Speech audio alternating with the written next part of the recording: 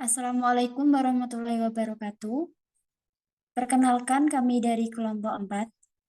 Di sini kami akan membahas diskusi materi mengenai biaya atau expenses. Adapun nama kelompok dari anggota kelompok 4 yaitu sebagai berikut. Yang pertama yaitu ada Sela Putri Larasati.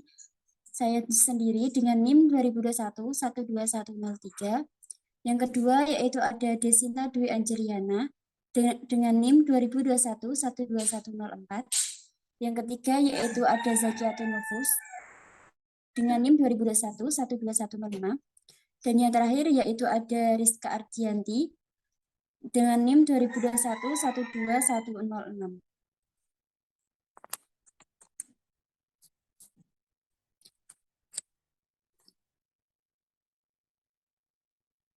Ada 4 subbab materi yang akan kita bahas pada diskusi kali ini. Yang pertama yaitu ada karakteristik biaya. Yang kedua yaitu ada pengukuran dan pengakuan biaya. Yang ketiga yaitu ada konsep pendampingan atau matching. Dan yang keempat yaitu ada kritik terhadap konsep penandingan.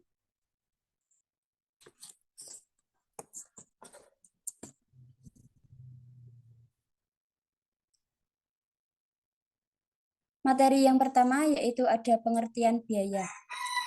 Secara umum, dapat dikatakan bahwa kos yang telah dikorbankan dalam rangka menciptakan pendapatan disebut dengan biaya.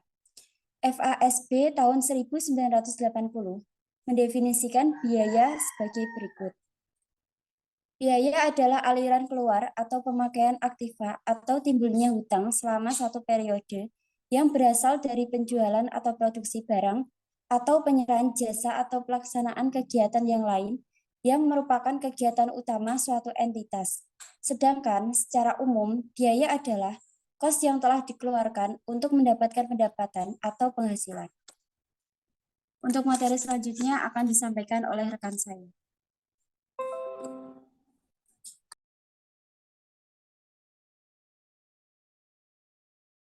Kemudian ada biaya dan rugi.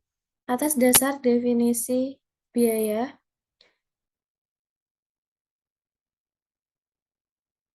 dapat dikatakan bahwa yang termasuk biaya hanya kos yang benar-benar dikorbankan untuk menghasilkan pendapatan. Pengguna aktiva atau pengguna kos aktiva yang tidak berkaitan dengan proses memperoleh pendapatan seharusnya dikelompokkan sebagai rugi. Memang rugi dan biaya merupakan perubahan-perubahan yang relevan yang perlu dipertimbangkan dalam menentukan laba perusahaan. Akan tetapi, hanya biaya yang harus ditandingkan dengan pendapatan pada periode terjadinya. Agar pemakaian laporan keuangan mendapat tambahan informasi yang lebih lengkap, rugi dapat disertakan dalam laporan rugi laba sebagai penentu besarnya laba komprehensif. Rugi sebaiknya disajikan terpisah dari biaya koreksi terhadap besarnya biaya periode lalu.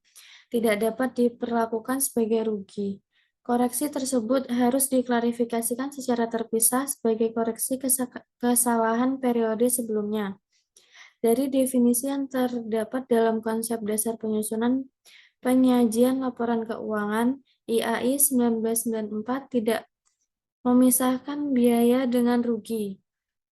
Jadi, semua potensi jasa baik digunakan secara langsung maupun tidak langsung untuk memperoleh pendapatan tersebut disebut dengan biaya.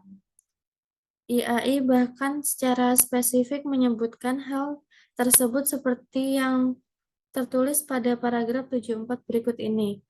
Kerugian termasuk dalam kelompok beban.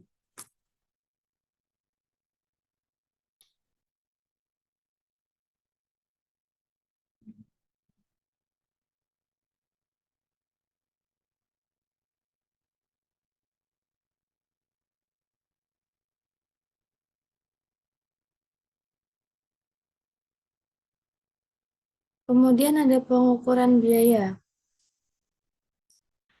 Sejalan dengan penilaian aktiva biaya dapat diukur atas dasar jumlah rupiah yang digunakan untuk penilaian aktiva dan hutang. Oleh karena itu, pengukuran biaya dapat didasarkan pada satu kos historis. Kos historis merupakan jumlah rupiah kas setara yang dikorbankan untuk memperoleh aktiva. Pengukuran biaya atas dasar kos historis dapat digunakan untuk jenis aktiva seperti gedung, peralatan, dan sebagainya. Yang kedua, ada kos pengganti atau kos masukan terkini. Kos masukan terkini menunjukkan jumlah rupiah harga pertukaran yang harus dikorbankan sekarang oleh suatu entitas untuk memperoleh aktiva yang sejenis dalam kondisi yang sama. Contohnya, penilaian untuk persediaan. Yang ketiga ada setara kas. Setara kas adalah jumlah rupiah kas yang dapat direalisir dengan cara menjual setiap jenis aktiva di pasar beban dalam kondisi perusahaan normal. Nilai ini biasanya didasarkan pada catatan harga pasar barang bebas yang sejenis dalam kondisi yang sama. Kos aktiva berwujud biasanya menggunakan dasar penilaian ini.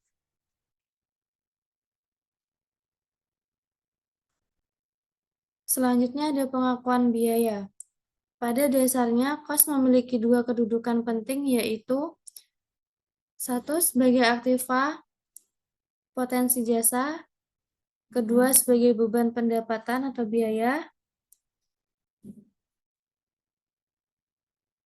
Atas dasar konsep kontinuitas usaha, kos mulai diperbarui sebagai aktiva dan kemudian baru diperlakukan sebagai pengurang pendapatan atau biaya.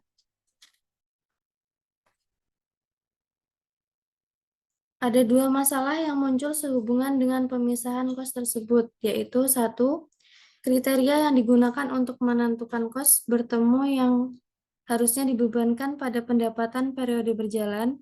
Dua, kriteria yang digunakan untuk menentukan bahwa kos tertentu ditangguhkan pembebanannya. Semua kos dapat ditangguhkan pembebanannya sebagai biaya apabila kos tersebut memiliki kriteria sebagai aktiva, yaitu satu, memenuhi definisi aktiva atau memiliki manfaat ekonomi masa mendatang dikendalikan perusahaan berasal dari transaksi masa lalu. Dua, ada kemungkinan yang cukup bahwa manfaat ekonomi masa mendatang yang melekat pada aktiva dapat dinikmati oleh entitas yang menguasainya. Kemudian yang ketiga, besarnya manfaat dapat diukur dengan cukup andal. Atas dasar hal tersebut, maka kos yang dikeluarkan memenuhi kriteria sebagai aktiva, maka kos tersebut dapat ditunda pembebanannya. Namun demikian, apabila terdapat kasus di mana kos yang jenis pengeluarannya terjadi berulang-ulang setiap periode, kos tersebut dapat langsung dibebankan sebagai biaya pada periode terjadinya.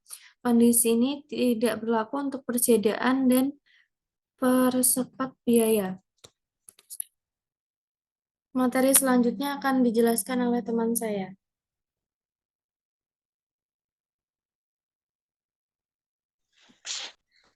Untuk selanjutnya yaitu ada konsep penandingan atau matching. Konsep penandingan adalah konsep yang dimaksudkan untuk mencari dasar hubungan yang tepat dan rasional antara pendapatan dan biaya. Pendapatan merupakan hasil yang dituju perusahaan, sementara kos yang dikeluarkan untuk memperoleh pendapatan tersebut merupakan upaya yang dilakukan perusahaan. Dengan demikian, pendapatan harus ditandingkan dengan biaya yang diperkirakan telah menghasilkan pendapatan tersebut agar dihasilkan besarnya laba yang tepat. Tidak semua biaya dapat ditandingkan secara langsung dengan pendapatan berdasarkan hubungan fisik. Oleh karena itu, umumnya akuntansi menggunakan dasar unit waktu atau periode sebagai dasar penandingan pendapatan dengan biaya. Apabila hubungan fisik antara barang yang dijual dengan pendapatan yang diperoleh dapat ditelusur, konsep penandingan tidak akan menimbulkan masalah. Masalahnya, bagaimana cara menandingkan biaya dengan pendapatan jika keterkaitan fisik antara pendapatan dengan biaya sulit untuk ditentukan. Hal ini disebabkan tidak semua biaya berkaitan secara langsung dengan pendapatan. Dalam praktik, Ada 3 dasar penandingan yang umum digunakan untuk mencari hubungan antara biaya dengan pendapatan dalam satu periode tertentu. Dasar penandingan tersebut adalah yang pertama yaitu ada hubungan sebab akibat, yang kedua ada alokasi sistematis dan rasional, dan yang ketiga pembebanan segera atau bisa disebut dengan immediate recognition. Next.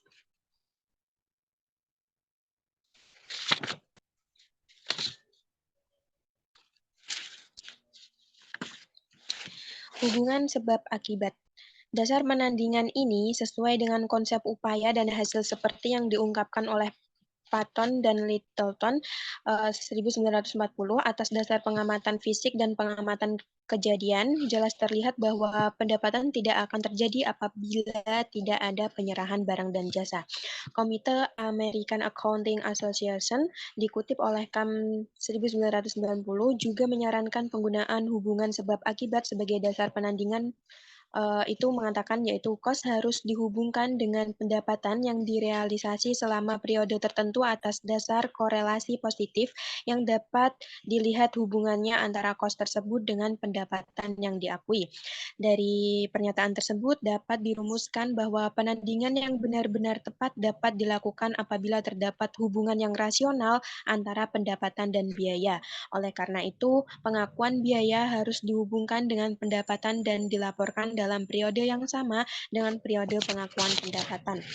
Ada beberapa masalah teknis yang timbul apabila penandingan langsung atas dasar produk digunakan sebagai dasar hubungan sebab akibat. Masalah tersebut yaitu yang pertama ada pemakaian barang dan jasa yang bagaimana yang dapat diidentifikasi dengan produk. Untuk masalah yang kedua yaitu apabila biaya tidak menambah nilai produk tertentu, kapan biaya tersebut dapat dihubungkan secara langsung dengan pendapatan di masa yang akan datang, bagaimana biaya tersebut dapat dilaporkan dengan tepat sesuai dengan pendapatan yang diperoleh, biaya yang terjadi setelah penjualan dapat dicatat dan dilaporkan. X.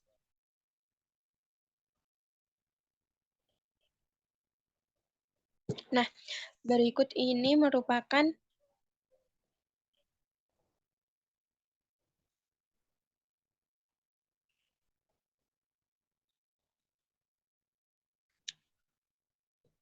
next yang sebelumnya, Kak.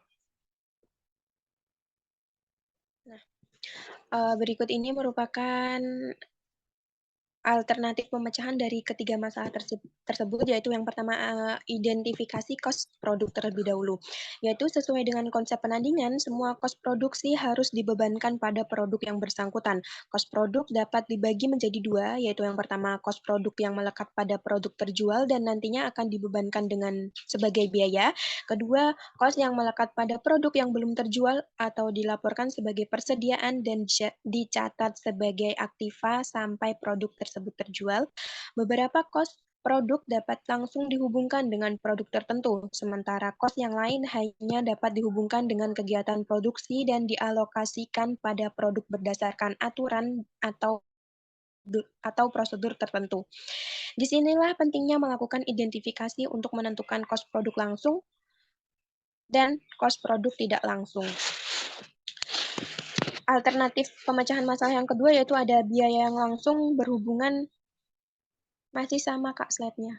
Nah, untuk pemecahan masalah yang kedua yaitu ada biaya yang langsung berhubungan dengan pendapatan masa mendatang tetapi tidak masuk dalam kos produksi. Pada beberapa kasus, kos yang dapat dihubungkan dengan pendapatan masa mendatang tidak dapat dibebankan secara langsung dengan produk tertentu. Hal ini disebabkan kos tersebut tidak menunjukkan nilai tambah pada produk yang bersangkutan. Contoh dari kasus ini adalah biaya penjualan dan administrasi. Biaya penjualan dan administrasi tidak harus ditandingkan dengan pendapatan di masa mendatang jika tidak ada jaminan yang rasional untuk menghubungkan biaya tersebut dengan pendapatan di masa mendatang. Meskipun jenis biaya tersebut tidak secara langsung menghasilkan pendapatan secara karena secara teknis sulit mencari hubungan sebab akibatnya, namun biaya tersebut harus tetap dibebankan sebagai biaya. Tidak diperolehnya pendapatan atau tidak adanya kemungkinan rugi pada periode berjalan bukan merupakan alasan untuk pembebanan biaya. Alasannya adalah apabila suatu kos barang dan jasa tidak memberikan manfaat pada periode sekarang dan juga bukan merupakan rugi, maka kos tersebut tentu akan memberikan manfaat masa mendatang. Oleh karena itu, kos tersebut harus dialokasikan pada periode mendatang agar dapat dilakukan penandingan antara biaya dan pendapatan. Untuk alternatif pemecahan yang ketiga yaitu ada biaya yang berhubungan dengan pendapatan yang terjadi setelah pendapatan diakui.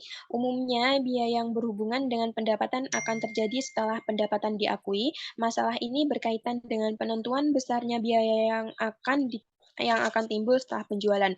Apabila kos kegiatan tertentu dapat ditaksir secara layak dan cukup pasti, maka kos tersebut dapat diakui sebagai biaya pada periode pengakuan pendapatan. Jadi hubungan antara sebab akibat harus dapat diidentifikasi untuk menentukan bahwa pendapatan yang diakui memiliki hubungan sebab akibat dengan kos yang bersangkutan. Penandingan yang tepat akan memperlakukan garansi tersebut sebagai biaya pada saat penjualan dan mencatat hutang untuk menampung kos yang timbul dan dari garansi tersebut. Memang kos ini belum tentu terjadi, namun demikian tidak ada alasan yang tepat untuk menunda pembebanan kos tersebut sebagai biaya. Apabila estimasi terhadap kos garansi yang mungkin timbul dapat ditaksir dengan layak dan cukup, pasti maka kos tersebut harus diakui sebagai biaya pada saat pendapatan diakui. Alasan yang sama dapat juga diterapkan untuk biaya pengumpulan piutang dan biaya yang lain yang berhubungan dengan kegiatan administrasi. Dengan demikian, apabila ada pendapatan yang diakui sebelum barang dikirim dan apabila ada kemungkinan timbulnya biaya tambahan atas pengiriman barang tersebut, cara yang paling tepat adalah mencatat pendapatan atas dasar harga jual dikurangi taksiran biaya tambahan untuk menjual barang tersebut. Next.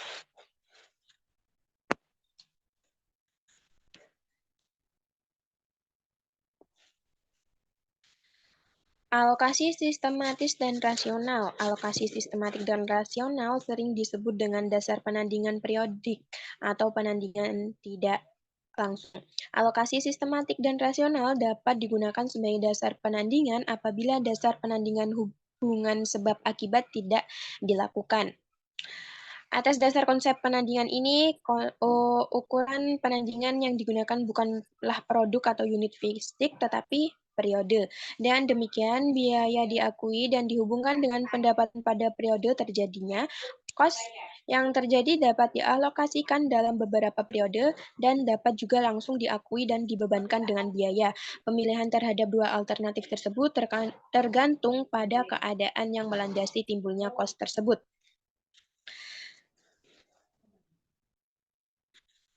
Apabila manfaat kos suatu aktiva lebih dari satu periode, maka kos tersebut dialokasikan secara sistematis pada periode yang menikmati manfaat tersebut.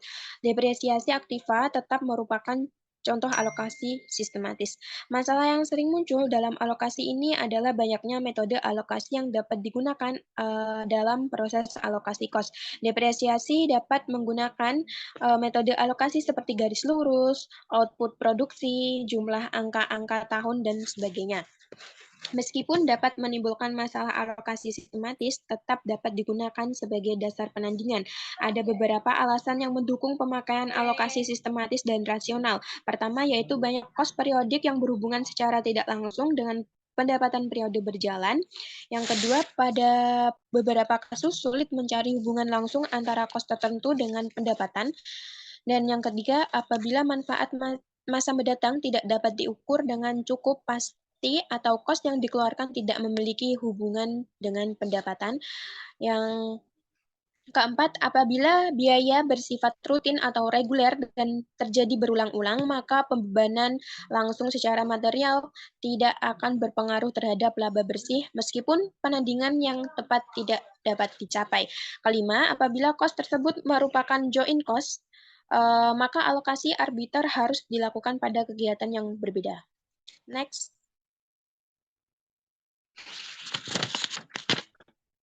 Yaitu yang ketiga ada pembebanan segera apabila tidak ada alasan-alasan yang kuat untuk membebankan kos atas dasar hubungan sebab akibat ataupun alokasi sistematis dan rasional, maka kos langsung dapat dibebankan pada periode terjadinya.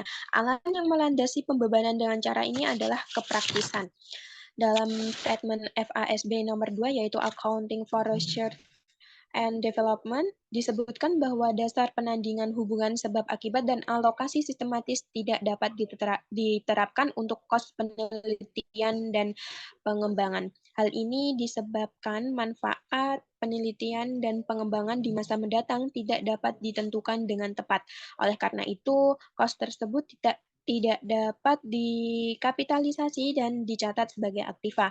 Kos tersebut langsung dibebankan sebagai biaya pada periode terjadinya. Baik, untuk materi selanjutnya akan dijelaskan oleh teman saya.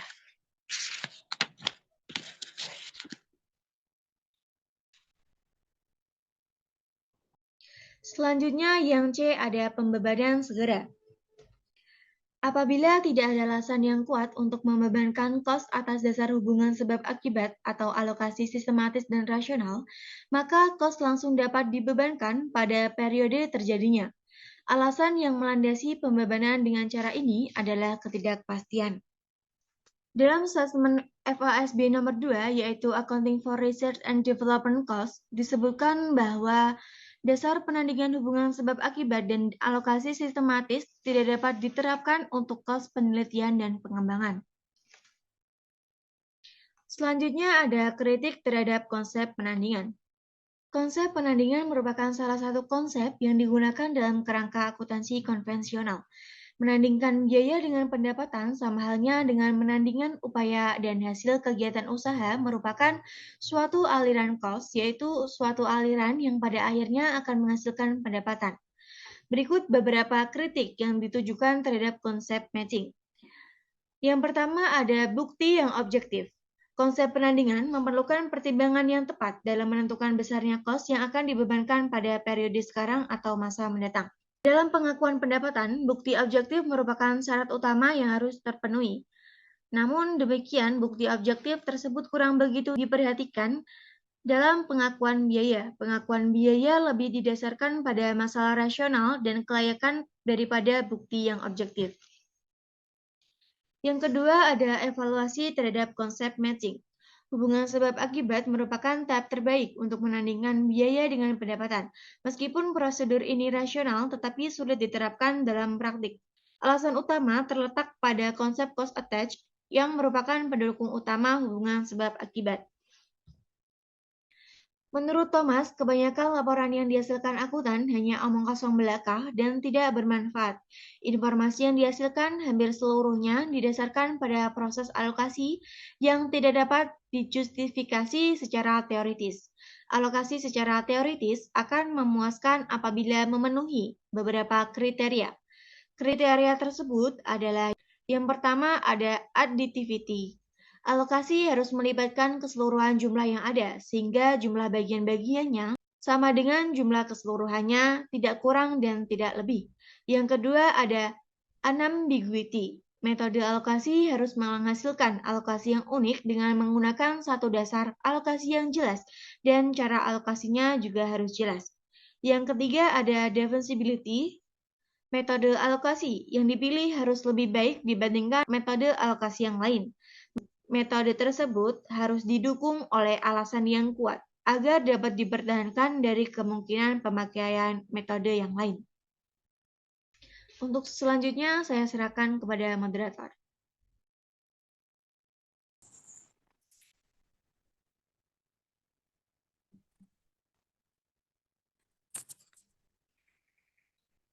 Nah, itu adalah pemaparan materi yang disampaikan oleh kelompok 4.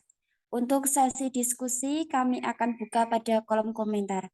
Jadi untuk teman-teman yang ingin bertanya bisa menuliskan pertanyaannya di kolom komentar.